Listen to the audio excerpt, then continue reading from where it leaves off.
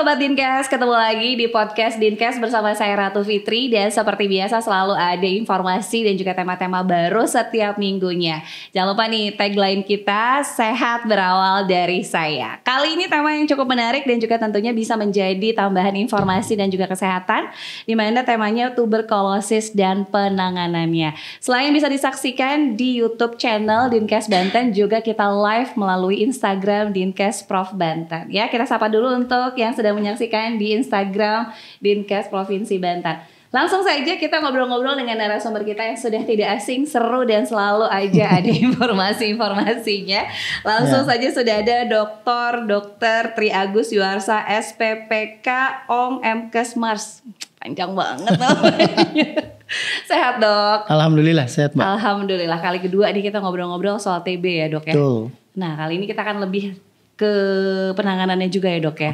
Penanganannya dan juga ini informasi dan juga sama-sama untuk bisa lebih aware lagi ya dok ya soal kesehatan kita. Karena sebetulnya TB ini bukan hal baru ya dok. Bukan, udah dari zaman baheula ya. Iya. Zaman dulu banget sudah ada. Tapi ini lebih terus berkembang kan karena memang dari dulu ya dok. Jadi kalau istilahnya tuh kayak bermutasi gitu gak sih dok kalau tuberkulosis sendiri? Ya.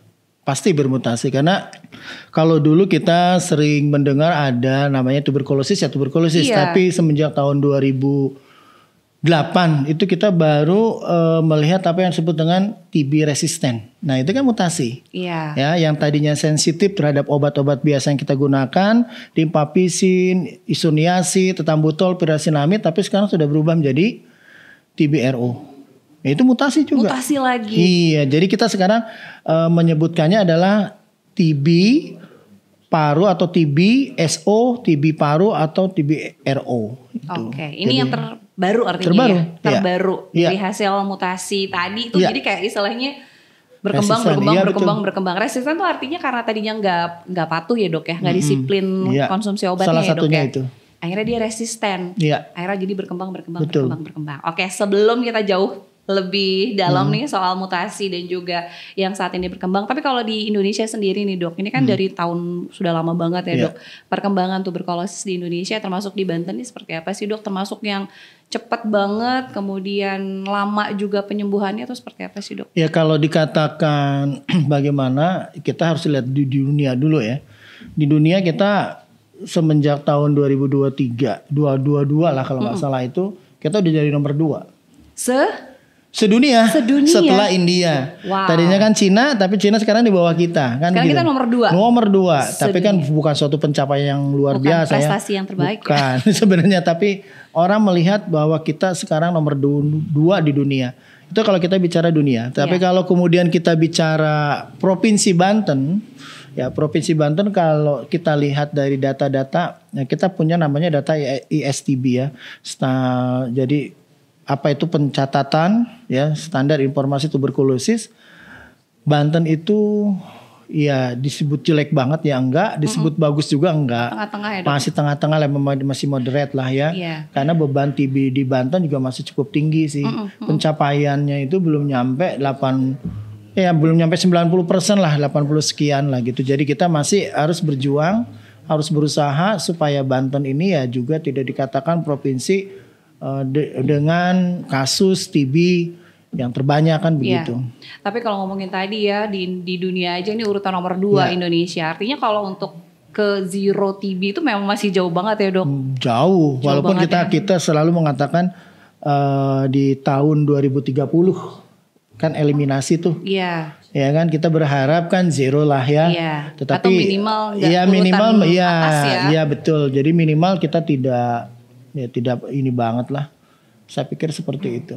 Yang penting bisa fokus, kemudian disiplin ya dok ya kalau TB ini ya. Betul. Nah ini kalau ngomongin soal TB ya atau TBC ya, kalau kita awam tuh bilangnya TBC ya dok ya. Ini kan lebih identik tuh kayak wah batuk-batuk TBC nih, nggak sembuh-sembuh nih. Ada yang bilang TB paru dan lain-lain. Sebenarnya tuh satu sebutan TBC saja sudah mengcover keseluruhan gak sih dok? Oh enggak dong. Karena kan kalau kita bilang TBC itu kan tentunya orang rata itu adalah mengenai parunya. Tetapi kan TBC juga ada di luar paru. ya. Misalnya apa tadi di kelenjar, di tulang belakang ya. Kemudian maaf di alat reproduksi kan ada juga gitu. di situ. Ada. Ya, kemudian juga misalnya juga di apa kita bilang urogenital, artinya apa? Saluran kemih dan juga pembuangan juga ada semuanya. Nggak mesti harus di paru-paru ya, Dok? Tidak, cuman orang selalu memahaminya TBC itu ya di paru kan begitu. Tetapi banyak kalau kita di lapangan kasus-kasus di luar paru pun banyak, itu seperti itu. Tapi gejala umumnya pasti batuk ya, Dok? Gejala umum batuk itu kalau memang organ parunya yang terkena. Kalau bukan organ paru yang terkena ya tidak lah. Kalau misalnya pembesaran kelenjar di leher atau pembesaran kelenjar di ketiak, di aksila, atau maaf di payudara misalnya itu, ya nggak ada batuk. Terus kita tahu kalau kita terserang atau terjangkit TB-nya dari mana, Dok? Kelenjarnya kan makin membesar. Oh, kelihatan. Iya. Nyeri juga nggak, Dok? Pastinya. Kan kalau udah membesar kemudian kan kita rasanya nggak nyaman, nggak enak, pasti ada gejala-gejala lain, demam segala macam, baru biasanya mereka baru ngeh lah bahasa kita kan begitu. Ya, malah kalau di rumah sakit itu kok dia sampai apa ya, buffalo gitu, gede gitu kayak kan. gondongan gitu, Dok. Iya. Dia pikir awalnya mungkin biasa padahal ternyata kan itu TB. Ya, mungkin mikirnya kayak gondongan gitu ya, Dok ya. Ya oleh karena itu setiap pembesaran yang ada di leher, pokoknya di kelenjar-kelenjar kita harus tetap waspada. Oke, artinya nggak selalu di paru ya, Dok ya? Enggak. Dan makanya tidak kita selalu batuk, katakan gitu ya? TB itu kan TB paru dan TB di luar paru kan. Iya, oke, artinya ini harus ada screening mungkin kalau ada yang positif ya, Dok ya, mungkin orang keluarga terdekat yang satu rumah biasanya. Betul.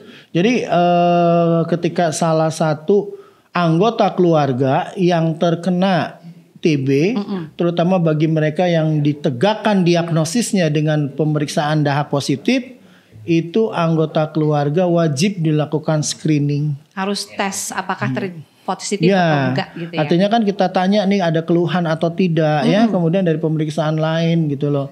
Apalagi kalau misalnya di dalam satu rumah itu ya yang tinggalnya lebih dari 2-3 orang kan. Itu seperti itu, ditambah ya mungkin rumahnya lah ya, luasnya dan lain sebagainya. Iya. Tahu nggak, Dok, 4L? Apa tuh? Selonjor. Lo lagi. Iya. Jadi kalau seperti itu kan potensial untuk tertularnya itu jauh lebih besar. Betul. Nah, ini orang-orang yang boleh dikatakan screening ini penting sekali. Jadi bukan arti aku nggak batuk kok. Enggak. Artinya gue nggak terjangkit TB. Nah iya. Gitu ya. Ya karena pernah ditanyakan kepada saya, Dok saya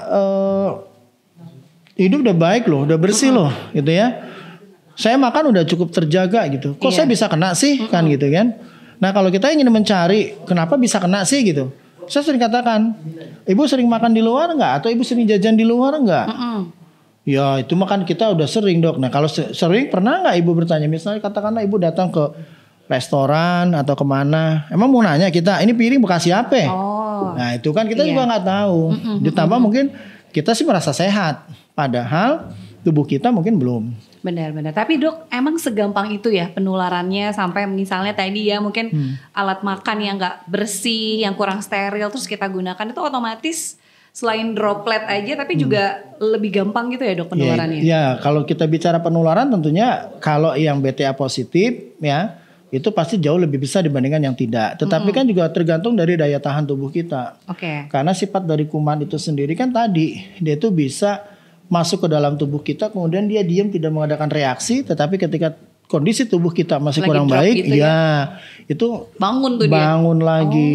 Berarti dia kayak istilahnya tidur sementara gitu ya. Itu padahal udah ada di dalam tubuhnya. Ada, itu yang disebut dengan sifat kuman yang Dortmund gitu. Jadi dia diam gitu.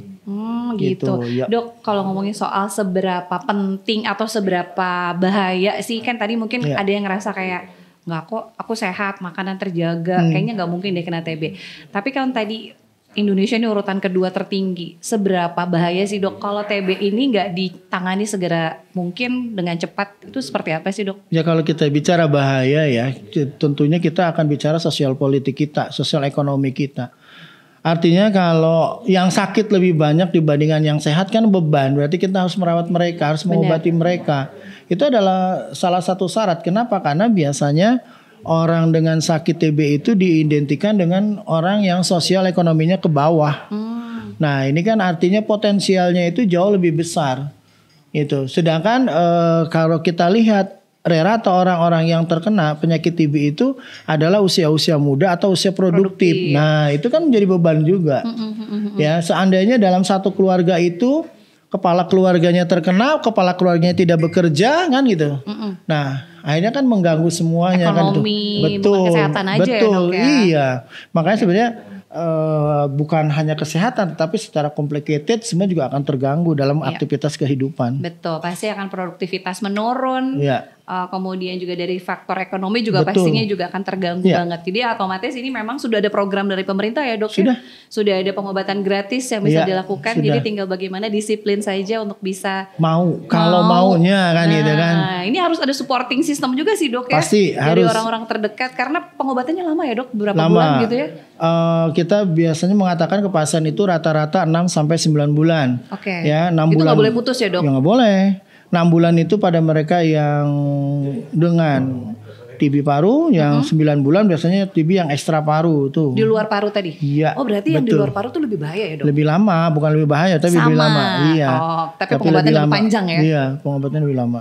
Oke, ini dari 6 bulan sampai 9 bulan. Nah dok, balik lagi nih dok, saya pengen tarik lagi ke depan. Biasanya tuh kalau yang kita tahu nih yang kena TB tuh biasa keringat dingin, malam tuh kayak capek. Ada yang mungkin batuknya keluar darah, itu masih kayak gitu gak sih dok? Masih ada. Biasanya kan kalau masyarakat itu ketika dia batuk-batuk, ini batuk biasa aja lah. Ada gitu yang bilang batuk 40 hari nih sih gitu ya. Kan banyak yang kayak gitu ya dok. Banyak macam-macam kan orang. Dan orang itu biasanya baru ngeh itu biasanya ketika dia batuk mulai ada darahnya ya. Atau kemudian kok berat badan saya makan biasa nih banyak. Tapi turun ya. Tapi berat badan turun. Nah, itu kan membutuhkan proses lama. Dan rata yang saya tangani di rumah sakit itu mereka itu rata udah 1 bulan atau 1,5 bulan baru dia datang ke kita gitu loh. Jadi artinya tuh awal-awal mungkin ngerasanya kayak batuk biasa, batuk biasa. Tapi ternyata kalau didiemin tuh bisa lebih parah karena mau ya nggak mau kan kuman tersebut kalau dia ada di dalam paru kan makin lama makin merusak parunya. Benar. Baru ketika dia sudah merasa sesak gitu ya, kok jalan sedikit sesak, batuknya nggak sembuh-sembuh gitu. Ya sudah, itu mungkin kita harus mulai berpikir, walaupun selalu dikatakan kalau batuk lebih dari 2 minggu ya, kemudian ada sesak, ada sedikit demam, harus segera diperiksa sebenarnya ke fasilitas kesehatan terdekat kan seperti itu. Kalau 2 minggu udah minum obat tapi tetap masih belum berkurang gitu ya. Iya betul. Itu berdahak atau kering sih dok biasanya? Biasanya ya tergantung sih, ada yang batuk dahak, ada yang batuk kering. Tergantung ya dok ya. Tergantung. Nah kalau yang TB resisten nih dok, nah ini kan tadi kan pengobatannya ada yang 6 bulan sampai 9 bulan. Nah kalau untuk yang TB resisten ini kan artinya dia nggak disiplin ya untuk konsumsi obat. Akhirnya si obat tuh jadi resisten gitu. Ini yang kayak gimana sih dok? Kalau TB resisten itu biasanya tadi yang seperti dikatakan dia tidak patuh dengan pengobatan akhirnya, atau dia minum obat tidak teratur, sekarang minum tidak, atau ada faktor lain. Nah ini pengobatan pun pada orang yang dengan TB resisten itu jauh lebih lama ya. Walaupun sekarang ada program namanya shot terapi, artinya berharap dalam 9 bulan ya pengobatan TBRO itu berjalan dengan baik, tetapi ini tidak semua bisa melaksanakan program ini. Kalau program yang sudah ada itu masih sekitar 18 sampai 24 bulan pengobatannya. Sampai 2 tahun dok. Iya. Itu masih seperti itu, tapi kita sekarang sudah berusaha bahwa jangan terlalu lama nih, minum obat terlalu lama juga membuat orang nggak mau. Pasti bosen gitu ya dok ya. Bosen lah, capek ya. Ini aja kalau kita lihat perkembangan TB resisten, dulu awal-awal kita bicara TB resisten atau dulu lebih dikenal dengan TB MDR, itu dilakukan penyuntikan tiap hari. Nah, tetapi kemudian kita kaji lagi, ternyata penyuntikan yang dilakukan tiap hari itu yang memakan waktu sampai 6 bulan itu ternyata banyak memberikan kerugian buat si pasiennya, karena sakit kan tiap hari harus disuntik hingga pasien banyak keluhan, hingga para expert kita itu obat suntik nggak usah diberikan, hanya obat minum. Cuman kan ini waktunya juga lama gitu loh. Ya, kalau tadi TBSO itu 6 sampai 9 bulan, TBRO itu lebih dari 9 bulan, tetapi kita sekarang untuk tahun-tahun sekarang itu akan diprogramkan yang tadi yang disebut dengan shot terapi cukup 9 bulan. tapi tidak semua menerapkan program itu. Tergantung dari tempatnya. Tempatnya. Nah, kemudian dukungan dari Kementerian Kesehatan juga dan obat-obatan, karena obat-obatannya beda. Obat-obatannya juga nggak nggak murah seperti dan biasa, nggak gampang nggak gitu ya gampang, dok ya. iya. Otomatis dengan pengobatan yang lama, komplikasinya pun pasti lebih dirasakan pasien itu pasti juga lebih banyak. Iya betul Gitu. ya. Jadi jangan sampai ke TB resisten ya dok Jangan sampai susah. TB resisten malah Betul. lebih panjang dan nggak boleh putus lagi ya. Ini Betul. kan cuma tinggal minum ya dok ya. Kalau sebelumnya kan harus suntik tiap hari, kebayang ya setiap Malah hari sekarang disuntik. kan kita juga ada di atas TB MDR atau di atas TB RO itu ya TB XDR, artinya ya sudah tidak bisa diobati lagi. Artinya seumur hidup tuh virusnya ada di dalam. Dan itu kan yang karena dia sudah ada di kita, yang menularkan jauh lebih besar. Oke, nah itu tadi ya. Itu berarti perkembangan ya dok, dari awalnya mungkin nggak terlalu ini gitu ya. Itu perkembangan kita udah nyampe situ. Wow. Dan itu ditemukan juga ya dok ya? Ada yang sampai segitunya. Yang faktor resiko yang gampang tertular nih, siapa aja sih dok biasanya? Ya biasanya kan orang-orang dengan imunokompromis ya, artinya misalnya dia dengan HIV misalnya, dia dengan penyakit gagal ginjal, dia dengan penyakit gula, orang-orang tua gitu kan, termasuk anak-anak gitu ya yang tidak stabil dalam imunnya. Kemudian ya orang-orang ya dikatakan yang kurang menjaga kesehatannya lah gitu. Termasuk risiko tinggi. Anak-anak juga termasuk berarti ya termasuk. dok ya? Oke, anak-anak pun juga sama ya pengobatannya selama 6 bulan bersama, itu ya. Setelah kalau kita sudah patuh disiplin konsumsi obat, itu kalau sudah 6 bulan nanti akan dicek lagi. Dicek lagi. Biasanya cek itu kan 1, 2, 6, 9, 12 itu. Oke. Ya, jadi di 2 bulan, kemudian di 6 bulan, kalau masih dirasa kurang 9 bulan, 12 bulan. Benar-benar harus bersih gitu ya dok ya? Harus ya sampai kita memutuskan untuk mengatakan bahwa ini adalah tidak perlu pengobatan lagi. Sudah berhenti, sudah selesai, sudah finish gitu ya dok ya. Betul. Nah kalau misalnya di rumah nih ada yang positif TB, ini gimana sih dok? Biar kan nggak mungkin dipisahin gitu ya dok ya, pisah rumah atau gimana? Ini gimana sih dok agar sebenarnya yang lain nggak tertular? Dikatakan ini satu rumah nih, kemudian ada yang terkena TB gitu ya. Kalau masih kita tetap berpikir kalau yang dia tegakkan diagnosa TB positif, kerepotan kita ini, rumah kita ini besar apa enggak nih? Kalau kita untuk memisahkan misalnya nih, keluarga kita ada 6 orang nih, kamar cuma ada 3, terus mau dipisahin kemana kan begitu? Ya itu kalau menurut saya sih dilema juga kan begitu kan? Atau kalau bahasa mudahnya sih sebenarnya kalau pada pasien dengan pengobatan 2 minggu penularan sudah mulai berkurang kan gitu. Kalau sudah 2 minggu sudah awal. minggu pengobatan, dia tidak akan menular, dikatakan dia kecil kemungkinan untuk menularkan ke tempat orang lain, gitu kan. Nah, tadi sebenarnya pertanyaannya mudah, jawabannya sulit. Sulitnya kalau menurut saya itu, kan kita masing-masing ya gimana kalau saya bilang misalnya tipe rumahnya ya KPR dilematis gitu. Ya dok dilematis. ya. Jadi kalau kita kucilkan atau kita mau isolasi juga kita tidak punya tempat. Kalaupun kita ya maksimal yang paling bisa kita lakukan paling dia jangan buang dahak sembarangan ketika dia bersin maupun batuk menutup mulutnya. Kemudian dia harus rajin cuci tangan, dia kalau meludah langsung disiram, kita harus pakai masker gitu kan. Itu ya. Iya.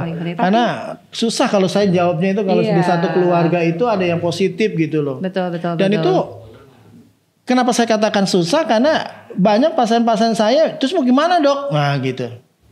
Apalagi kadang-kadang maaf gitu ya kalau suami istri itu. 6 bulan ya dok ya. Dia minimal 2 minggu lah ya minimal ya. Minimal 2 minggu. Kita mau bicara apa nih kan gitu kan? Ya artinya itulah kendala-kendala. Kenapa tadi kalau Mbak Fitri bilang apa ya? Kok dari dulu nggak kelar-kelar sih nih masalah TB?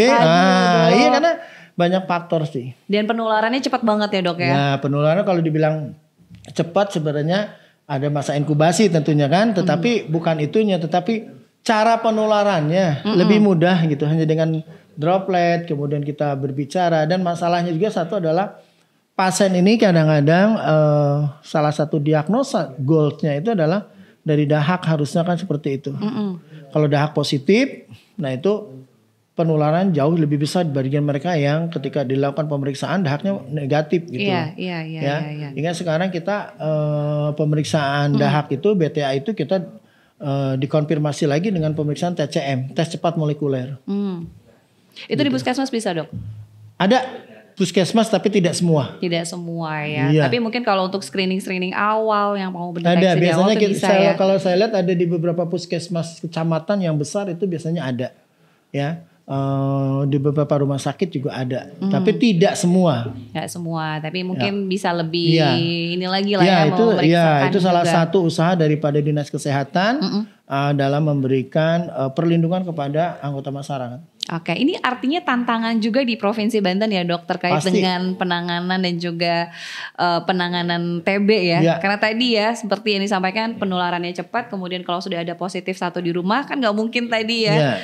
Artinya ini salah satu tantangan di Banten. Selain itu apalagi sih, Dok, biasanya kalau untuk tadi eliminir TB sendiri di Banten? Ya, kalau kita mengeliminasi TB tentunya kita di kita ini ada jejaring ya. Artinya kita ada kerjasama baik itu jejaring secara eksternal maupun internal. Jadi kalau ini suatu institusi, gimana cara kita melaporkan, bagaimana cara kita memberikan perlindungan, ya kita harus kerjasama di dalamnya gitu loh. Kalau eksternal ya seperti tadi, misalnya apa?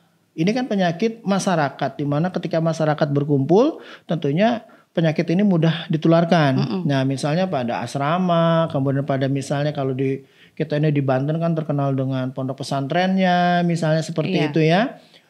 Sedangkan sekolah-sekolah. Nah, itu kan salah satu upaya daripada Dinas Kesehatan untuk memberikan perlindungan kepada warganya apa? Supaya ketika misalnya ada orang batuk, kemudian dia diobati tidak ada respon, ya segeralah cari ke fasilitas kesehatan terdekat hingga segera ditegakkan diagnosa gitu. Jadi kalau misalnya sudah positif, otomatis pengobatan 6 bulannya bisa langsung dilakukan ya, Dok ya. Kalau dia misalnya anak santri atau di asrama ya bisa pulangkan dulu kan begitu. Isolasi dulu ya.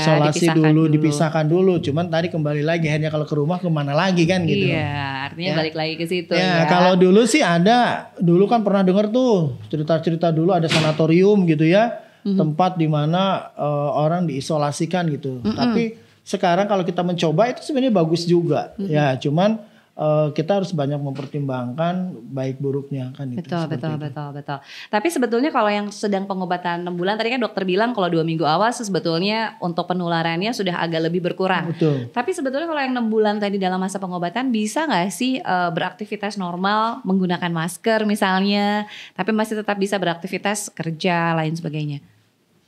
Sebenarnya kalau di Dinas Tenaga Kerja itu pernah saya lupa nomor SK-nya itu ya.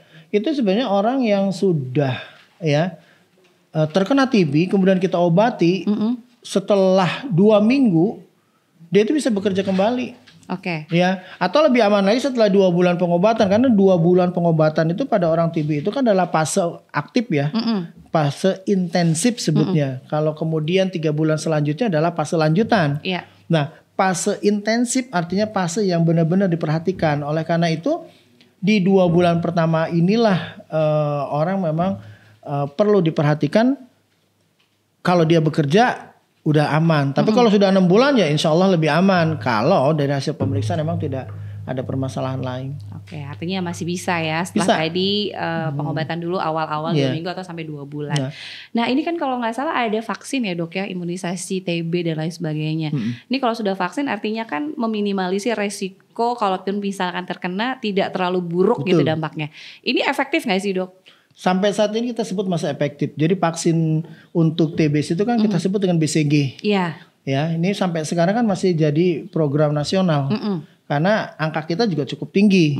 Jadi itu vaksin, benar. Vaksin ini masih menjadikan suatu prioritas dan kita selalu berasumsi bahwa orang yang sudah divaksin kalaupun dia terkena tidak jauh dalam kondisi yang lebih buruk gitu. Yeah. Gitu. Daripada pasti nggak cukup sama bagus. sekali Iya, vaksin betul, ya. Tapi kalau untuk betul. dewasa udah nggak ada lagi ya dok ya? Nggak ada. Vaksin double booster gitu dok? Nggak ada ya dok? Vaksin basicnya nggak ada booster. Udah pada saat dia masih Pada saat balita saja. Jadi kalau yang lain tuh nggak ada yang ulang gitu ya dok Nggak ya? ada. Booster itu nggak ada ya Nggak dok? ada. Oke. Nah sekarang nih dok, ada inovasi terbaru nggak sih dok? Mungkin di dunia kedokteran, apalagi di TB ini kan sudah dari dulu banget. Iya. Ada inovasi terbaru atau program terbaru nggak sih dok untuk penanganan TB sendiri? Kalau inovasi sih kita terus berusaha mencari. Seperti tadi inovasi adalah pengobatan yang 18 sampai 24 bulan, kalau bisa jadi short terapi 9 bulan. Itu adalah Iya. suatu inovasi. Lebih dengan- cepat Iya, dipotong betul. gitu Iya, ya karena masa kan orang waktunya. semakin lama minum obat juga Pasti tingkat kegagalan jauh lebih tinggi, Iya. kan begitu. Nah kalau kemudian program-program apa yang difokuskan sekarang di tahun 2024 ini, program yang sedang difokuskan adalah mengenai TB laten dan juga adalah TPT. Jadi sekarang nggak asing lagi tuh di telinga kita ya. Sedangkan Iya. saya ketika masih mengalami pendidikan di bidang pulmonologi itu sebenarnya udah didengungkan, cuman masih orang anggap itu nggak ada masalah kan gitu. Namanya TB laten. Kenapa disebut TB laten? Sebenarnya TB laten itu adalah orang yang terdiagnosa di dalam tubuhnya itu ada kuman, salah satunya misalnya dengan pemeriksaan mantuk ya, atau pemeriksaan dengan apa ya bahasa kitanya imunoserologi gitu ya. Karena kalau nanti saya bilang nama dagang itu sama saya ini ya. Nah itu positif nih misalnya. Tetapi dari hasil-hasil klinisnya, dari hasil-hasil pemeriksaan penunjang lainnya dia tidak ada masalah. Ini disebut dengan TB laten. Nah TB laten sekarang ini adalah menjadi fokus. Kenapa? Fokusnya adalah bagaimana nih TB laten ini bisa kita segera temukan, kemudian kita amati, atau kita berikan tadi yang disebut dengan TPT. Jadi kalau di antara anggota keluarga, kemudian kita screening melalui mantuk tes, dia positif, kemudian kita scoring yang lainnya, nah dia yang patut diberikan TPT tuh. Jadi tes pencegahan tuberkulosis. Iya. Itu ada sekitar 3 bulan sampai 6 bulan. Sama seperti pengobatan TB juga, cuman hanya obatnya yang berbeda. Obatnya yang beda. Kan pencegahan. Ya. Jadi bukan seperti pengobatan TBSO maupun TBRO. Ini pencegahan untuk ini ya, pencegahan. Artinya tadi yang punya resiko tinggi juga ya dok ya. Iya. Oke, apalagi TB laten tadi yang nggak ada nggak ada gejala ya dok. Iya. Nggak ada gejala dan ini menjadi tantangan juga nih karena kan banyak yang juga yang ngerasa ini tuh nggak sakit, tapi ternyata setelah screening positif ya dok ya. Positif. Oke. Gitu. Nah ini sebetulnya tinggal datang ke puskesmas saja, pengobatannya pun juga di cover oleh pemerintah ya dok. Ada. Dan ini kalau biasanya saat dikasih resep itu buat berapa lama sih dok? Apa langsung sebulan itu gimana Enggak sih sih, dok? kalau kita berikan langsung sebulan nanti kita kan nggak tahu ini cocok nggak dengan obat tersebut. Jadi kita biasanya 2 minggu dulu. 2 minggu. Ya 2 minggu kalau memang tidak ada keluhan mungkin ya tinggal kita patokannya oke lah sebulan kita berikan kan gitu. Jadi sebenarnya tidak ada patokan yang khusus kasih seminggu kasih sebulan, enggak lah, kita lihat karena perkembangan juga bagaimana respon tubuh ya dok dari itu. Jadi kita kan harus ngelihat nih dikasih 2 minggu bagus nggak, ternyata gatal-gatal atau apa, ternyata apa yang bisa kita ganti dan lain sebagainya. Ada nggak sih dok yang datang pasien bisa nggak dok obatnya bisa lebih cepat gitu, nggak usah lama-lama sampai 6 bulan? Udah banyak yang nanya seperti itu, udah banyak. Karena pengobatan 6 bulan kita rata-rata harus jujur bahwa 3 hari pun kita pengobatan udah jenuh ya. Betul. Nah sekarang 6 bulan. Tiap hari. Sehari 3 kali juga minumnya? Ya, enggak. Biasanya kalau obat TB itu tergantung nih. Ada yang obat program, ada obat yang non program. Kalau obat program itu kan tergantung dari berat badan. Kalau berat badan katakanlah kurang dari 30, mungkin sekali minum obat 2. Tapi kan obat 2 harus ada tambahan. Obat satunya lagi, artinya apa? Misalnya kita berikan vitamin B6. Kenapa? Karena efek samping dari obat tersebut bisa menimbulkan neuritis atau rasa kesemutan. Nah itu kan berarti harus nambah. Sedangkan berat badan antara 30 misalnya sampai 50 kita kasih 3, 60 sampai 70, 70 sampai 80 atau lebih dari 100 lebih banyak juga. Gitu. Tergantung ya dok. Tergantung berat badannya juga. Iya. Jadi nggak ada tuh misalnya pengen cepet dok bisa nggak dibikin 2 minggu aja saya selesai. Banyak yang udah request kayak gitu ya dok. Justru malahan masyarakat berasumsi kan tadi kita katakan bahwa 2 minggu pengobatan ya insya Allah badan lebih enak. Nah masyarakat menganggapnya itu udah sembuh. Gitu loh. Udah enak nih. Udah enak nih 2 minggu. Ya. Stop gitu ya. Dia stop. Tetapi 2 minggu ini ya kalau dia bisa menjaga kondisi badannya mungkin gak jatuh ke kondisi yang lebih kurang baik. Iya. Tapi kalau ternyata dia ya orangnya tidak memperhatikan Jorok. segala macam lah gitu ya, HBS-nya Iya. ininya ya mungkin lama-lama dia dalam kondisi yang kurang bagus. Malah jadi TB resisten tadi ya, Dok Iya, ya. salah Malah tambah satunya. panjang Betul, lagi nanti betul. pengobatannya. Oke. Dok, tapi kalau dari pemetaan sendiri ini tersebar di 8 kabupaten kota hampir rata atau memang gimana, Dok? Hampir rata lah. Hampir rata ya, sama ya, Dok ya. Ya hampir sama lah semua ya. Jadi kita di Provinsi Banten ini 8 kabupaten kota tentunya kita bisa lihat secara geografis gitu ya. Kalau Tangerang Raya kan jaraknya berdekatan gitu ya. Tapi kalau kita yang Cipasera, Cilegon, Pandeglang, Serang, Rangkas, nah itu kan ya perlu dipikirkan juga kan gitu. Terutama kita Banten Banten Selatan ke arah sana itu ya. Iya. Nah itu kan Lebak ya. wah itu kan jauh-jauh. Masyarakat untuk mencari fasilitas kesehatan tingkat pertama aja mungkin kesulitan gitu ya. Oke. Jadi ya tentunya semua ada kasus.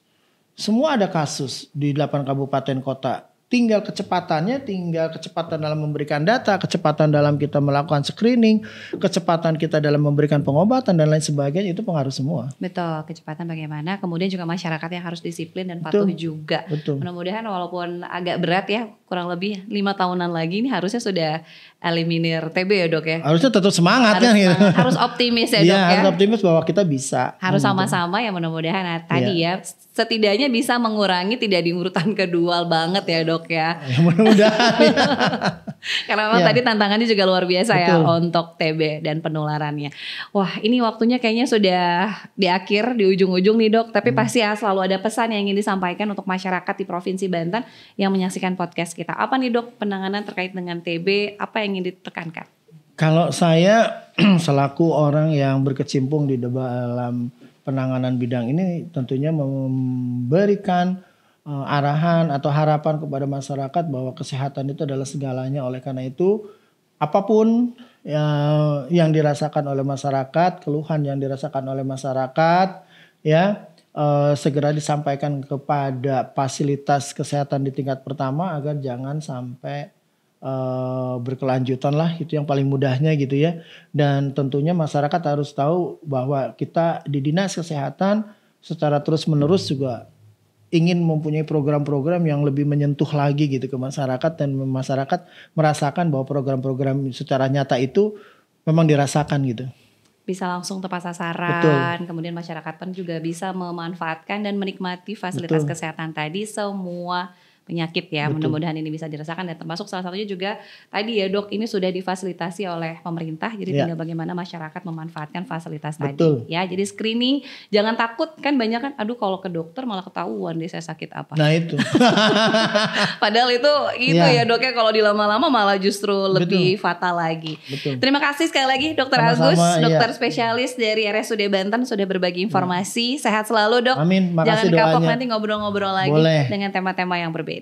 Setelah ini mau lanjut kemana, Dok? Biasalah pelayanan lagi ya, dokter nih cuan ya.